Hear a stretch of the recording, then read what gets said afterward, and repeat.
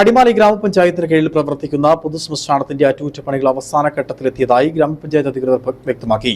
അറ്റകുറ്റപ്പണികൾ പൂർത്തീകരിച്ച് വൈകാതെ ശ്മശാനം തുറന്ന് പ്രവർത്തിപ്പിക്കാനാകുമെന്നാണ് കരുതുന്നതെന്ന് ഗ്രാമപഞ്ചായത്ത് വൈസ് പ്രസിഡന്റ് അനസ് ഇബ്രാഹിം പറഞ്ഞു. അതേസമയം അറ്റകുറ്റപ്പണികൾക്കായി ശ്മശാനം അടച്ച ദിവസങ്ങൾ കഴിഞ്ഞിട്ടും പണികൾ പൂർത്തീകരിക്കാത്തതിൽ പ്രതിഷേധവും ശക്തമാണ്.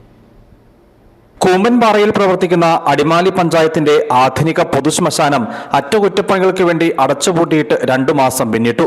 പണികൾ പൂർത്തീകരിച്ച് ശ്മശാനം വീണ്ടും തുറക്കുന്നത് വൈകുന്നതിൽ പ്രതിഷേധം ശക്തമായ സാഹചര്യത്തിലാണ് വിഷയത്തിൽ ഗ്രാമപഞ്ചായത്ത് അധികൃതർ വിശദീകരണം നൽകിയിട്ടുള്ളത്.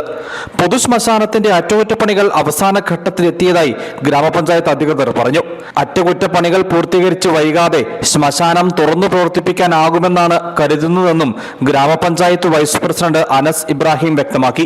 അടിമാലി ഗ്രാമപഞ്ചായത്ത് ക്രിമിറ്റോറിയം പൊതുശ്മശാനത്തിന്റെ മെയിൻ്റനൻസ് വർക്കുകൾ അവസാന ഘട്ടത്തിൽ നടന്നുകൊണ്ടിരിക്കുകയാണ്.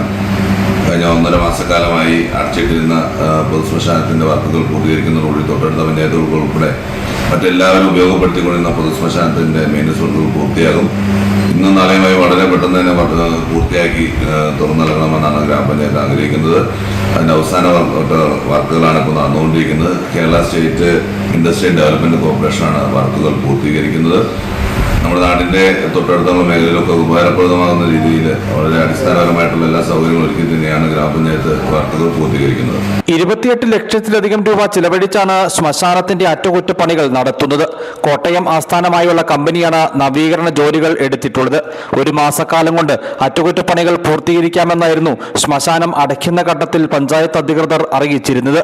പണികൾ പൂർത്തീകരിച്ച് ശ്മശാനം തുറന്നു പ്രവർത്തിപ്പിക്കുന്നത് വൈകുന്നത് സംസ്കാര ചടങ്ങുകൾ നടത്തേണ്ടതായി വരുന്ന കുടുംബങ്ങളെ വലയ്ക്കുന്നുണ്ട്.